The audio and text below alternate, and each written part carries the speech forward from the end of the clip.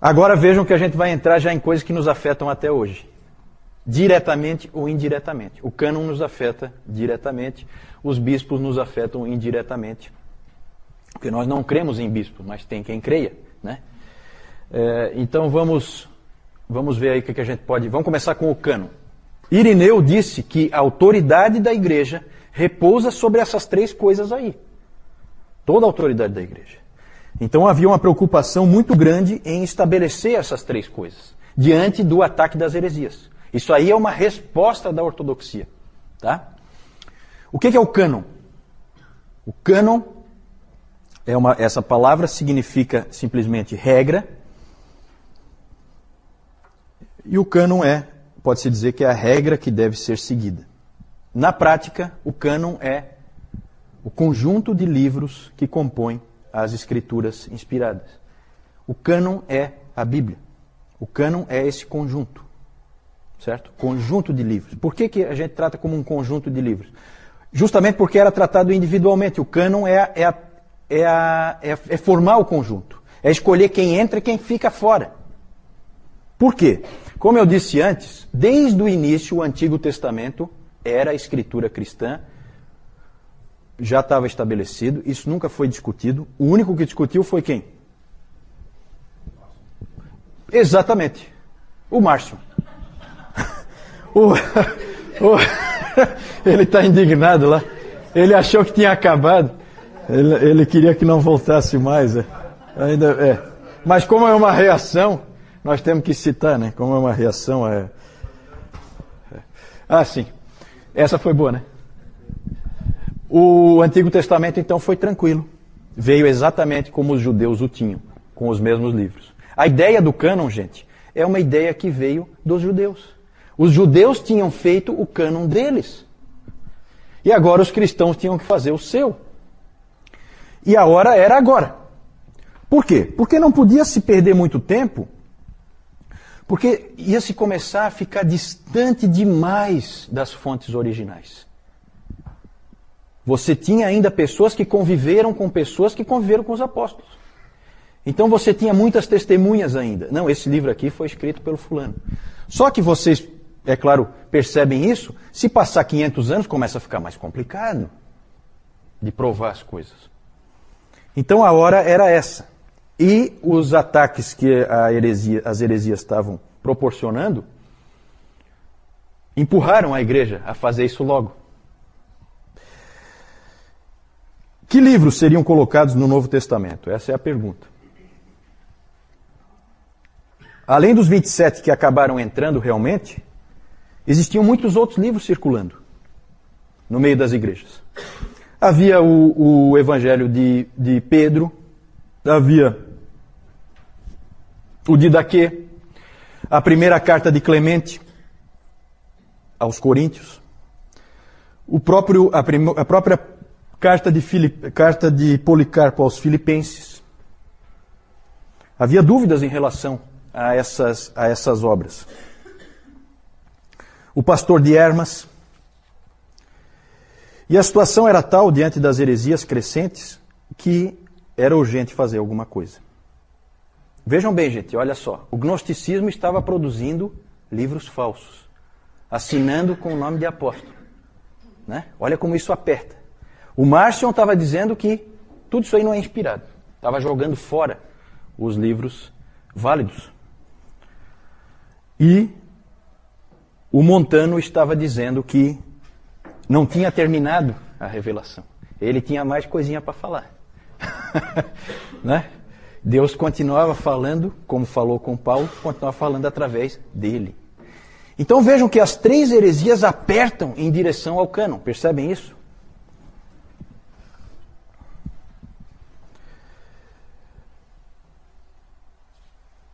O Novo Testamento ele foi sendo formado a partir de listas que havia nas várias igrejas. É interessante essa coordenação das igrejas. Uma igreja, essa coisa da igreja católica é uma coisa muito interessante, uma coisa bonita, porque eram igrejas em lugares completamente diferentes, numa época em que a comunicação não era tão fácil como é hoje, e elas se coordenavam. e um tinha uma lista, o outro tinha uma outra lista, aí um dizia assim, não, mas eu tenho aqui na minha lista, eu tenho o pastor de Hermas. O que você acha, ô Moisés, você que é bispo lá de Alexandria, o que você acha do pastor de Hermas? O pastor de Hermas, eu acho que lá na minha igreja nós não aceitamos como autoritativo, não. Poxa, mas eu achava que era... Começou esse tipo de troca, sabe? Várias listas existiam. Se convencionou dizer que o cânon estava definitivamente constituído quando, com o estabelecimento da lista de Atanásio, que foi um pai da igreja, que foi em 367, ele pegou e deu a lista que acabou sendo a lista que nós temos hoje. Mas, na verdade, isso é consenso, tá? Isso foi construído por consenso. Tem umas histórias interessantes, como uma carta lá do ano 200, em torno do ano 200, em que houve um bispo de Antioquia que escreveu para os irmãos de uma outra região, onde ele tinha visitado aquela igreja, relatando na carta que ele havia mudado de opinião em relação ao evangelho de Pedro. Ele tinha dito lá para esses irmãos que não, leiam também, aqui nos cultos, leiam também o evangelho de Pedro. Depois ele pensou melhor e analisou talvez alguma coisa, ou alguém conversou com ele, e ele daí recomendou para esse irmão, não leiam o evangelho de Pedro. Eu volto atrás no que eu disse. Né? É interessante esse tipo de coisa, esse tipo de registro. Na verdade, o cânon já estava concluído quando o último livro da Bíblia foi escrito. Certo? Isso é importante. O estabelecimento do cânon é um reconhecimento, não uma imposição. O cânon já estava lá. As escrituras já estavam lá. Só que Deus tinha que conduzir a igreja na sua providência para que a igreja discernisse quais são esses livros inspirados. E ela discerniu, e esse é um processo muito bonito. Uma coisa que foi acontecendo com muita seriedade e que Deus realmente conduziu a igreja à formação do cânon. É muito estranho, nós protestantes, evangélicos, é interessante como a gente despreza, né, a história da igreja e esses pais antigos, a gente acaba meio que desprezando eles. Na verdade, nós dependemos deles. Né? Calvino nunca desprezou. Calvino dizia que Calvino tinha grande apreço pelo consenso, o que ele chamava, né, o consenso dos 5 primeiros séculos. Ali as bases foram estabelecidas. Ali é uma época importantíssima. E esses pais da igreja, imperfeitos como eram, nós vamos ver eles um pouquinho depois, eles fizeram o trabalho que Deus queria que eles fizessem. Como que se chegou a essa formação do cânon? Como eu disse, há uma certa diferença aí de maneira de fazer. No romanismo, eles creem até hoje que a formação do cânon é por imposição, não por reconhecimento. Por que um livro é canônico? Por que um livro é autoritativo? Porque a igreja diz que é. Essa é a posição católica romana. Ele é canônico porque a igreja disse que ele é. E isso deu a ela a possibilidade, essa crença, nessa doutrina, de que a formação do cânon é por imposição da igreja, deu margem a que ela pudesse alterar o cânon. E como ela alterou no Concílio de Trento no século XVI. Né? Ela podia alterar porque é ela que diz se é canônico, se não é, a hora que ela quiser. Nada impede do Bento XVI e companhia eu colocar algum livro agora ali, um livro que ele mesmo escreveu e tal, e dizer, não, esse livro aqui é inspirado por Deus, diretamente. Pode. Claro que isso não acontece pelo seguinte, a Igreja Católica tem um pavor de mudanças. Ela tem um medo de instabilidade gigantesco. Não pode gerar instabilidade. Ela tem que permanecer sempre igual, que é para não gerar instabilidade, que daí cai a casa. No caso do protestantismo e dos evangélicos, sempre foi visto a definição do cânon como um mero reconhecimento. O cânon já estava lá, só precisava ser visto. O Dr. Warfield, B.B. Warfield, ele usou uma ilustração interessante. Ele fala que as escrituras, o cânon, eles são a rodovia, a estrada. E a igreja é a placa. A colocação da placa não gera a rodovia. A rodovia sempre esteve lá. Certo? O colocar a placa ou não muda a existência da rodovia. Mas a placa ajuda. E foi isso que a igreja fez. A igreja, na verdade, encontrou quais eram os livros. E isso foi feito, para a gente concluir, vamos terminar falando do cânon. Como que ela definiu esses 27 livros? De uma maneira muito interessante. Pela evidência externa e pela evidência interna. A externa sempre mais importante. Eles chegaram à conclusão que inspirados eram os apóstolos e os profetas. E que o que eles escreveram veio de Deus. Então bastava você localizar um texto que todo mundo sabia que era um texto escrito por um apóstolo, e esse texto, então, entrava no cânon. E foi assim que foi feito. Todos os textos existentes, claro que tem alguns perdidos, como uma das cartas de Paulo aos Coríntios, não se sabe onde é que essa carta foi parar. Não existe cópia, a igreja não tinha cópia, então foi da vontade de Deus que aquela carta específica não fosse incluída e ela desapareceu. Mas esse era o primeiro critério. E aí hoje o Nilton falou um pouco sobre isso, né? E eles ampliaram um pouco também para pegar aquelas pessoas que conviveram com os apóstolos. Certo? E aí por isso que entraram outros livros, como escritos por Lucas, escritos por Marcos, né? Outros livros acabaram entrando também, por evidência externa. Tinha que ter autoridade apostólica. O segundo princípio era a evidência interna. Tinha que ter coerência no texto em relação ao restante das Escrituras. Tinha que fechar, tinha que haver uma correspondência.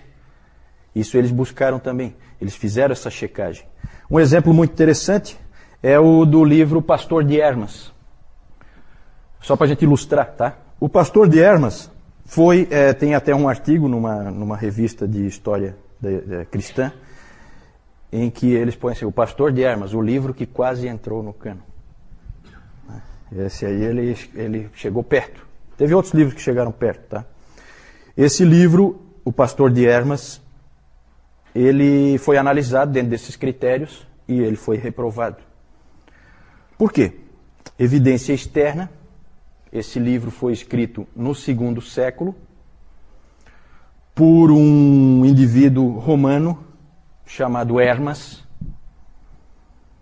que não tinha, até onde se sabe, relação nenhuma com nenhum apóstolo. A própria época em que foi escrito já indicava isso. Então, a evidência externa era ruim. E a evidência interna era ruim também.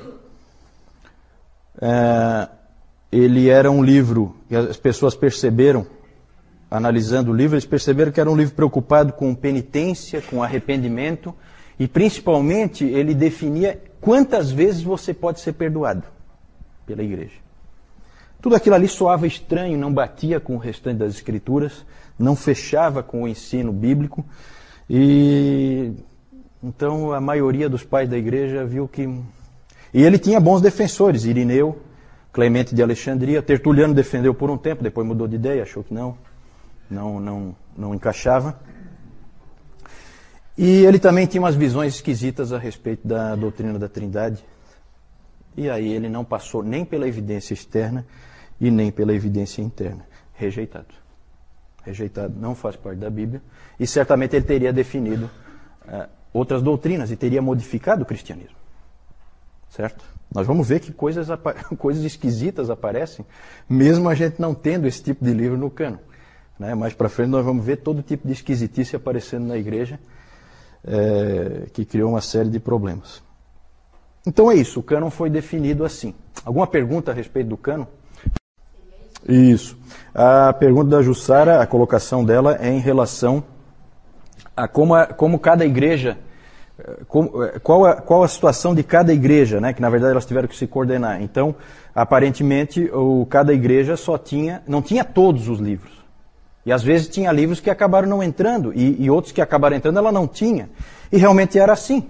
Só que rapidamente elas tinham, especialmente nas cidades maiores, mais influentes. Certo? Por quê? Porque um levava para o outro. Então, aquele exemplo daquela carta ali, né? Tinha correio. Então, e é interessante nessa época que isso aparece muito claramente. Os presbíteros de uma igreja se preocupam profundamente com os presbíteros da outra igreja. Mais ou menos como acontece no Novo Testamento. Por isso que tem a carta de Clemente de Roma, a primeira carta dele aos Coríntios. E é uma carta que eu já li, é uma carta relativamente fácil de ler. Ela é uma carta muito bonita, é uma carta de um pastor, realmente. Se preocupando com os coríntios, como é que vocês estão, para onde é que vocês estão caminhando, cuida com isso, cuida com aquilo, bem pastoral. Então essa preocupação mútua. Então é assim, uma grande cidade não deixava a outra ficar sem cópia. Dava um jeito de copiar. Então como ele disse assim, aquele bispo que nós falamos antes, que visitou uma outra igreja, ele falou assim, leiam também o Evangelho de Pedro. Como é que ele vai ler se ele não tem? E eles provavelmente não tinham. Então, se providenciava, as igrejas se ajudavam, os irmãos se amavam, eles procuravam ajudar uns aos outros.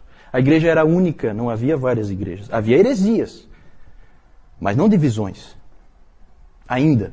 Depois virão as divisões. Não, vamos chegar lá. Na verdade, a pergunta é como é que, se eles se reuniram para definir isso. Vamos ter o primeiro concílio. Qual foi o primeiro concílio? Niceia. No ano 325. Nesse ano, todos os bispos do Império Romano, praticamente todos, talvez um ou outro não pôde ir, mas todos os bispos do Império Romano se reuniram em Niceia, na cidade de Niceia, bancados pelo imperador. Nós vamos ver isso mais para frente. E ali eles se reuniram, e ali eles definiram, dentre outras coisas, deixaram bem claro que o cânon... A pergunta é sobre o livro de Hebreus. O livro de Hebreus sempre vai ser um problema, né? Porque o livro de Hebreus é esquisito, né? É um livro que ninguém sabe quem escreveu. Né? Lutero defendia com unhas e dentes que tinha sido Apolo de Alexandria que escreveu. Alguns outros teólogos também creem assim. Há quem diga que foi Barnabé, mas não, ninguém tem certeza. Ninguém tem certeza. Mas, de alguma maneira, a igreja chegou num consenso de que era um livro com autoridade apostólica, e que simplesmente tinha se perdido as testemunhas originais do porquê que aquele livro era lido em todo lugar. Ninguém mais sabia porquê que aquele livro começou a ser lido em tudo que é igreja. Mas ele estava consolidado. Ele estava consolidado e a evidência interna dele era muito boa. Muito boa. Ele fechava perfeitamente com o restante da palavra. E a gente percebe isso, né? E é um livro muito rico que, na verdade, ele preencheu lacunas, né, da palavra. Se você for analisar o Novo Testamento como um todo, ele lança luz, né, sobre muita coisa que complementa o restante. Inclusive havia dúvidas se tinha sido Paulo que tivesse escrito. Só que é muito diferente dos escritos de Paulo. Só que a posição dele indica isso, né? Ele foi colocado numa posição meio que puxando para a possibilidade de ser um livro de Paulo. Ele foi jogado meio que ali perto porque havia essa dúvida. Talvez fosse de Paulo. Mas é diferente, né? A gente percebe que é diferente. Mas pode ser diferente porque ele não é uma carta, ele é muito mais um tratado. Ele é diferente no seu estilo, então pode ser por isso que ele seja tão diferente. Mais alguma pergunta? No Concílio de Niceia ficou definido que aqueles livros eram os livros... Claro que havia certas resistências, em alguns lugares continuou se usando outros livros que já se usava naquelas igrejas e tal, então a coisa foi consolidando às vezes aos pouquinhos, né? Porque às vezes um livro já era lido há muitos anos numa determinada igreja, e aí não é de uma hora para outra que você pega e exclui, né? Mas com a lista de Atanásio estava consolidado. Na verdade, se você pegar um livro como o do Norman Geisler, que ele é a Introdução Bíblica, você vai ver que o grosso das listas era tudo parecido. Variava um aqui, um faltando, como a Jussara falou antes, um faltando e um a mais. Mas é um ou outro assim. As listas eram muito semelhantes. Então foi se gerando um consenso, e o consenso acabou prevalecendo, e toda a igreja acabou adotando os 27 livros do Novo Testamento que a gente usa hoje, e não houve problema nenhum, ninguém resistiu. Assim, havia muita unidade da igreja, né? E é interessante que o cânon foi formado nessa época, porque era a época certa para formar, enquanto havia unidade, né? Ah, certo. A questão, o que é inspirado? Se é o conteúdo ou se são os autores? Eu não sei. Eu acho que as duas coisas, né? Eu não sei. Eu não vejo de que maneira isso aí afeta. Por que a tua preocupação assim? Não é preocupação. Só Eu deixar claro que até ele comentou de manhã que nos textos bíblicos até ele mostra falhas e erros que esses próprios homens cometeram. Ah, sim, tu queres dizer assim que um determinado escrito de Paulo podia ser inspirado e o outro não. É isso que tu queres dizer? Não? É que falou que o autor era inspirado. Certo. Talvez eu me expressei mal. Talvez é melhor a gente falar que as escrituras eram inspiradas, então aquele texto... Não, ótimo. Não, foi boa a tua... Eu acho que fica melhor. A gente coloca que as escrituras foram inspiradas, aquele texto foi inspirado por Deus no autor. E o autor, então, colocou, né? Ele não tinha consciência de que ele estava fazendo isso, não é um ditado, né? Mas ele estava escrevendo a palavra de Deus, né? Isso eles tinham bem consciência, né? Obrigado por essa correção, acho que é importante.